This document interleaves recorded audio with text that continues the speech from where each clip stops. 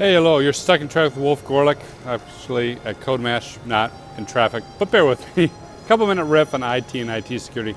Today looking at format preserving encryption and fail open and fail close. So, I just got done giving a morning session on encryption, right? The whole point being we need to be more threat specific and we need to be more data centric. The closer to the actual threat we're trying to stop and the closer to the data that we're trying to protect, the encryption is, the better we are.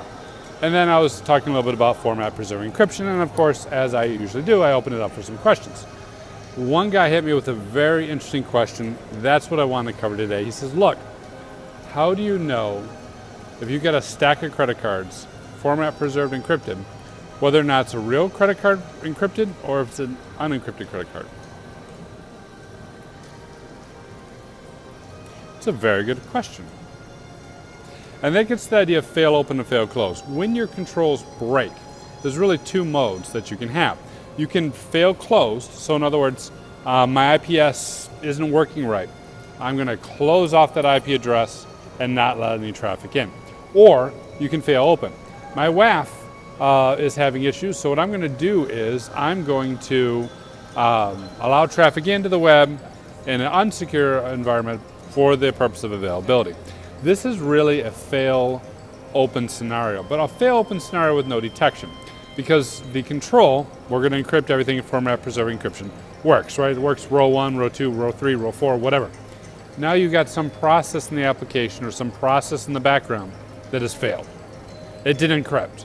It passed the real sensitive credit card to that file. And you're like, what do we do? It's failing open because that credit card number still gets in that file. And it's undetectable for the most part because the whole point of a format preserving encrypted mechanism is to have it look like credit cards. So you can't run a regex and say, pop me up the things that are encrypted, right? You can't necessarily comb through the file and look through it that way. Very, very hard thing to detect. And this is a fundamental concept of so many of our controls. When they break, do we know, and does it fail open and closed? What control mechanisms can we build around that to prevent that data from flowing through, right? And from us being in a bad secure state. I asked a guy, I'm like, that's brilliant, right? I hadn't thought about that. I didn't know how to solve it yet. How did you solve it? He goes, well, we didn't use format preserving encryption. We used a token. And that is a very valid decision. They analyzed the threat. They figured out what was going to happen if that control broke. They made a business decision. I'm cool with that. I might have taken it a different way. I don't know. I wasn't there.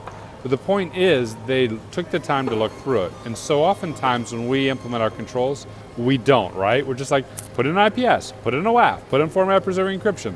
What happens when the control breaks? That's a good question. You have a good example of failing open, failing closed. Hit me up in comments. Talk to me on social media. And if you're here at CodeMash, I'm going to hear today and tomorrow. You missed my talk, but come see me, come hang out. We'll do open spaces. We'll do some whiteboarding. We'll have some fun. Take it easy.